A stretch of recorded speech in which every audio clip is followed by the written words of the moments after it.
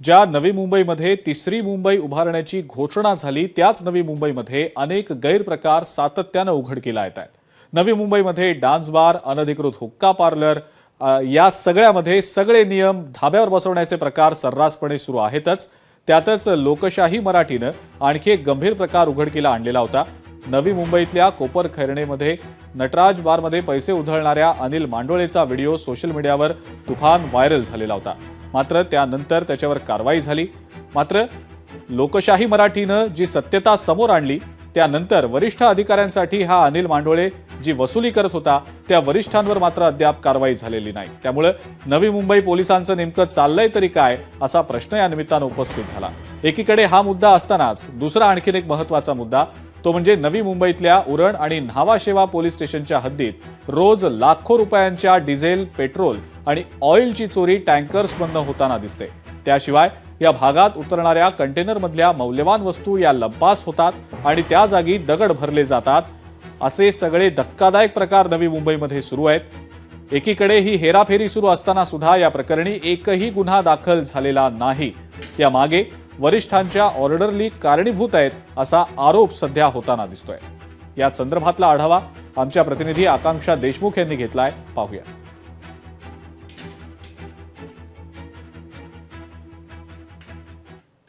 उरण परिसरामध्ये असलेल्या न्हावाशेवा बंदरातून हजारोंच्या संख्येने रोज कंटेनरद्वारे माल वाहतूक केली जाते। मात्र याच माल वाहतुकीमध्ये भ्रष्टाचार होत असल्याचा गंभीर आरोप आपल्याला केले जातात आणि अशी माहिती देखील समोर येत आहे। कुठेतरी जे मुंबईहून किंवा महाराष्ट्रातून असतील किंवा देशभरातून न्हावाशेवा बंदरामध्ये माल वाहतूक केलेले कंटेनर जात असतात आणि दुसऱ्या देशांतर्गत हे माल घेऊन जात असतात। मात्र एक टोळी ही सक्रिय झाली आणि त्याच अंतर्गतातून कुठेतरी ती टोळी या कंटेनरमधून माल काढली जाते। आपण सध्या न्हावाशेवा परिसरामध्ये आहे। आपण पाहू शकतो की या परिसरामध्ये हजारोंच्या संख्येने रोज कंटेनर असतील ते माल घेऊन बंदरा परिसरामध्ये येत असतात आणि बंदरातून कुठेतरी हा माल दुसऱ्या देशामध्ये घेऊन जात असतात। मात्र याच कंटेनरमधून माल चोरीचा प्रकार हा समोर येत आहे। यामागे कुठेतरी संघटित टोळी सक्रिय असल्याचा देखील संशय आता व्यक्त केला जात आहे।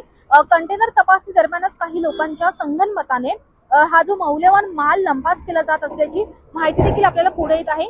अद्यापही कोणतीही ठोस अशी कारवाई होत नाही। या संपूर्ण प्रक्रियेमागे एक मोठी टोळी असल्याचा देखील संशय हा व्यक्त केला जातो। त्यामुळे आता या सर्वच प्रकरणावर कधी कारवाई होईल हे देखील पाहणं महत्त्वाचं असेल। मात्र या संपूर्ण प्रकरणाची माहिती यामागे नेमकं कोण आहे, कोणाचं षडयंत्र आहे हे लोकशाही मराठी लवकरच तुमच्या समोर आणणार आहे। व्हिडिओ जर्नलिस्ट सुमित सह मी आकांक्षा देशमुख, लोकशाही मराठी, नवी मुंबई। लोकशाही मराठी ऐका, पहा, जागरूक रहा।